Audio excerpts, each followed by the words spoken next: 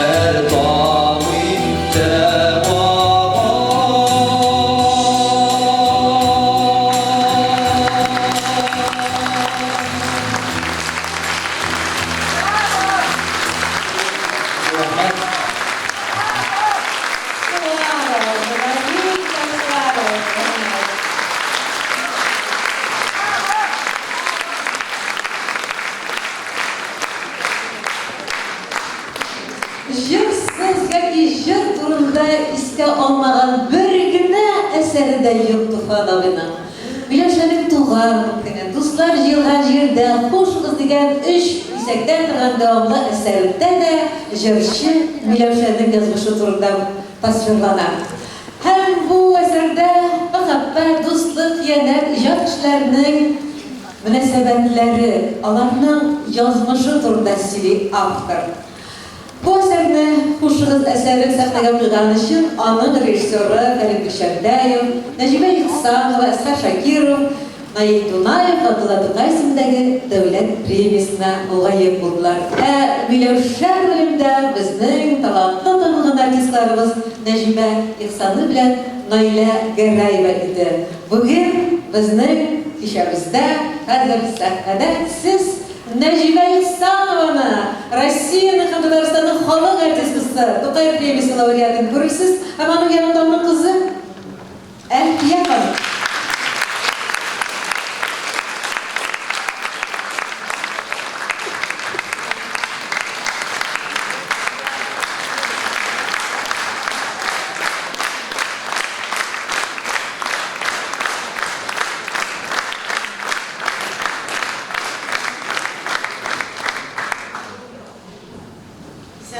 Kadirli dostlar, kadirli Meskevliler.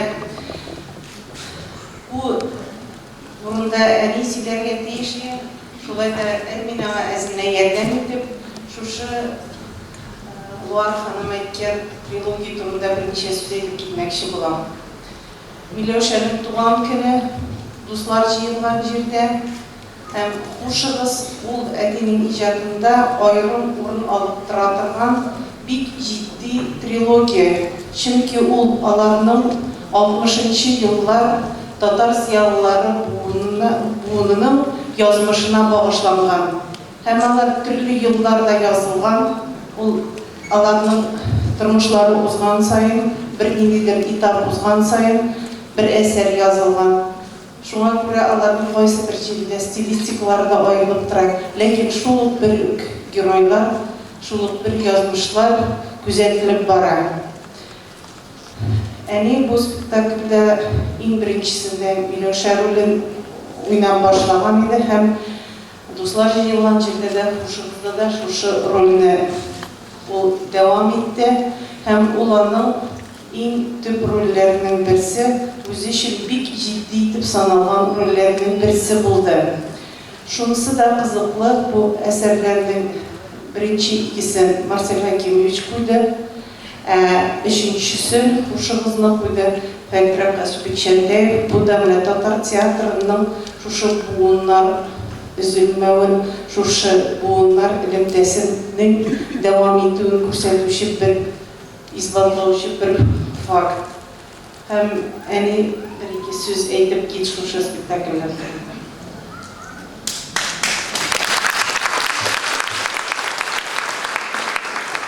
Bir iki söz bilen eğitip de bitirip bulmayız. Bizim kurmuş ufan bilen şuşu icap bilen beylerine uruluk vardı.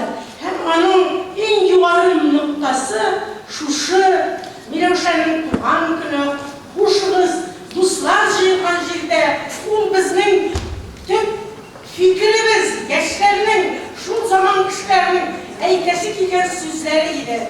Mene şu spektaklda men Milyoşer'in oynadım iş serisinde de.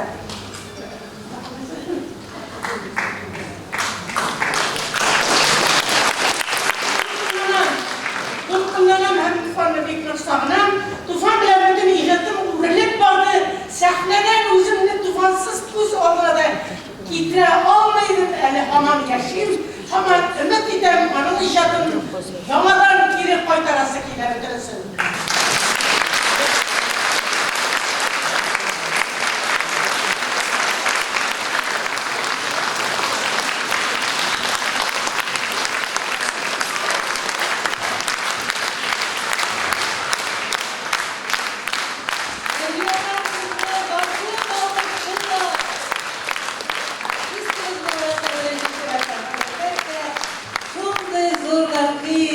Yazışımızdan tarılma şirktaşı hatını bulgan işinde çünkü kadın kız icap kişilerinin işinde en birinci yardımcı.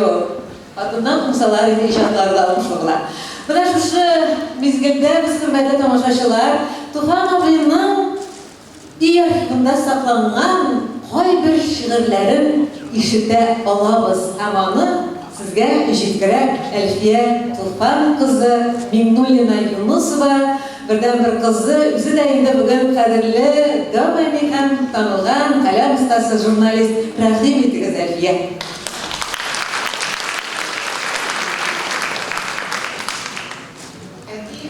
Әди yazışı cemaat işleklisi bularak kübrek bilgili bulsa da ул mene şiir yazganın anı bir kişi bilmeyi.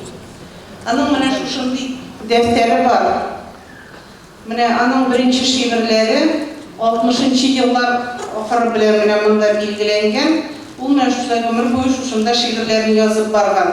Koy bir şiirler anın piyesalarına jırlar bulup kirgenler, olalarını şunda kullangan.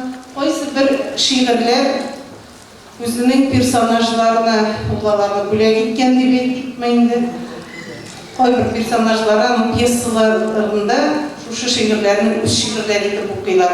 Әтинең «Саташу» деген пьесасы бар. Шундағы персонаж шағир, менә шушы шигырын әтинең укый. Якуб агай эшләпәсе дип атала. Күп шагыйрьләр мактый урман болыннарын, сабый чаган, урлап калган урыннарын. Һәр шагыйрьнең үз сүзе бар, нишләтәсең? Ә мин мактыйм Якуб агай эшләпәсен. Хезмәт итеп хуҗасына армый калмый, салкында да, чилләдә дә аннан калмый, искерсә дә поста тора, бакча саклый. Бакчадагы карашкының башын каплый.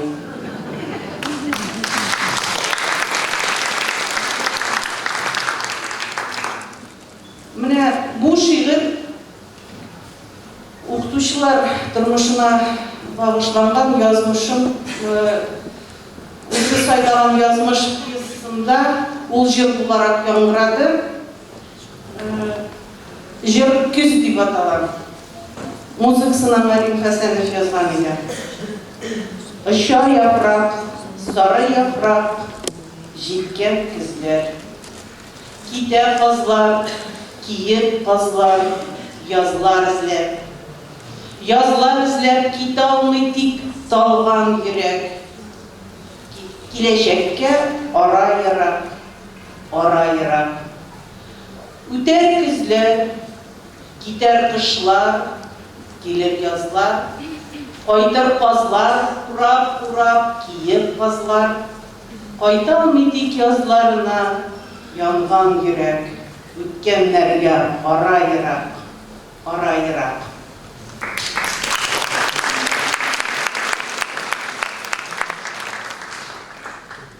Бу шигырь «Хат» дип атала, ул әнигә багышланып язылган. Алай яшәп булмый дисең. Булай яшәп карыйкмысың әллә? Җәнлекләр дә бер тарафка чаба, урманнарга утлар капкан мәлдә. Кочаклашып яшәү газап димә. Талашып та